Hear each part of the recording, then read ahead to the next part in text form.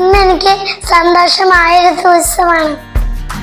ഞാൻ പള്ളിയിലോട്ട് വന്നപ്പോ ഒരു ചേട്ടായിമാര് നന്നാണ് ഓർക്കച്ചൊല്ലി നടന്നു പോകുന്നുണ്ട്.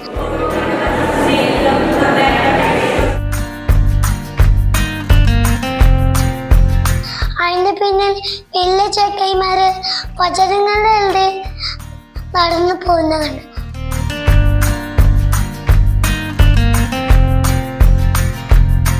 അതിന്റെ പിന്നിൽ ടീച്ചർമാരും ചുമന്ന മേഖല പിടിച്ചിട്ട് നടന്നു പോയി.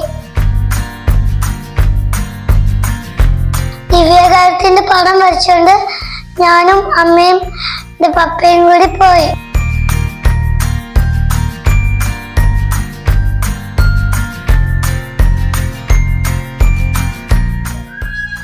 അവരെ ഈശോയുടെ മുമ്പിൽ അലങ്കരിച്ചു വെച്ചു.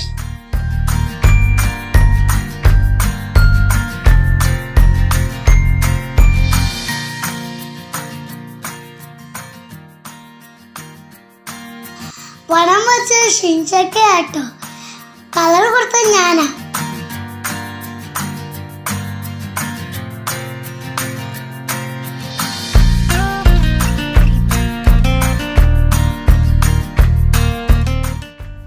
ആദ്യമായിട്ടാണ് ഞാൻ ശ്രമിച്ചിരുന്നത്.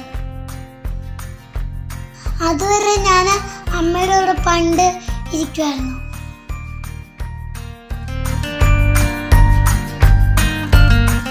ഞാനും ഷിയാനും റോണിയും പിങ്കിയും അൻമിനിയും അയണ്ണും ഉണ്ടായിരുന്നു.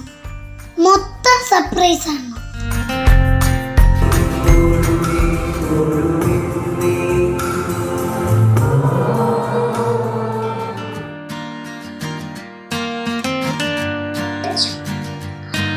പള്ളി കഴിഞ്ഞപ്പോ ഇവിടെ എന്തോ നടക്കുന്നുണ്ട്.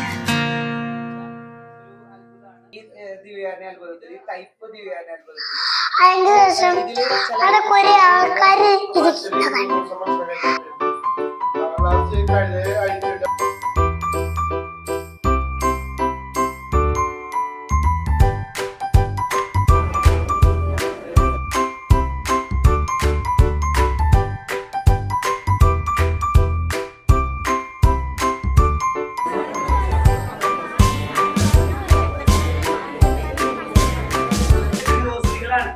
അച്ഛൻ ഞങ്ങൾക്ക് ദിവ്യകാരത്തിന്റെ അത്ഭുതങ്ങൾ പറഞ്ഞു തന്നു. കല എന്ന വിഷയത്തെ കുറിച്ച് അച്ഛൻ പറഞ്ഞു തന്നു.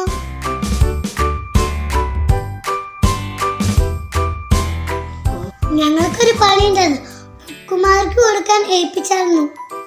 അങ്ങനെ ഒരു ജോലി ഉണ്ടായിരുന്നു. ആ ജോലി എനിക്ക് ഇഷ്ടപ്പെട്ടു.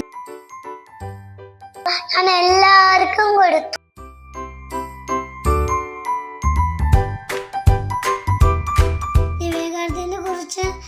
ചേട്ടായിമാരും ചേച്ചിമാരും എല്ലാവർക്കും പറഞ്ഞു കൊടുക്കുന്നുണ്ട്.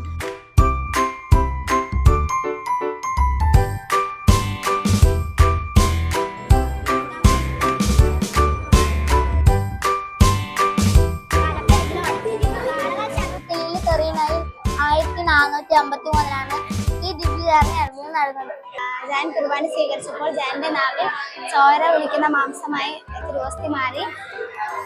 കുറച്ചു നേരം കഴിഞ്ഞ് തുറന്നു നോക്കുമ്പോൾ തിളങ്ങുന്ന ഒരു ഉണ്ണികൃഷ്ണയെ കണ്ടു. അപ്പോ ആ മന്ത്രവാദി പേടിച്ചു പോയി. ഇന്ന് നമ്മുടെ കൊളക്കാട് പള്ളിയിലെ വേദപാഠ കുട്ടികളുടെ പ്രവേശന ഉത്സവം ആഘോഷിക്കുന്ന സുദിനമാണ്. നമ്മുടെ സഭയുടെ ചരിത്രത്തില് ആദിമകാലം തൊട്ട് ദിവ്യകാരുണ്യ അത്ഭുതങ്ങൾ നിരവധി ഉണ്ടായിട്ടുണ്ട്. നമ്മൾ പലപ്പോഴും അതേക്കുറിച്ച് കേട്ടിട്ടുണ്ടെങ്കിലും സമഗ്രമായ രീതിയിൽ അതൊരു അവതരിപ്പിച്ച് നാം കണ്ടിട്ടില്ല.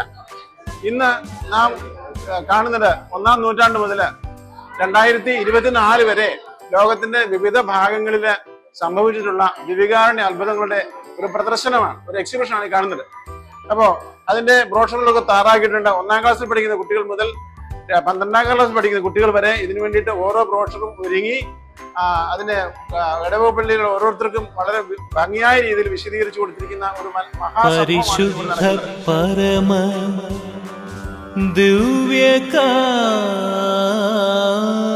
ദിവ്യകാരുണ്യമേ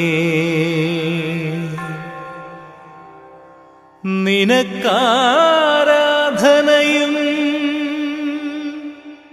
സ്തുതിയും പുകഴ്ചയും എന്നും എപ്പോഴും ഉണ്ടായിരിക്കട്ടെ.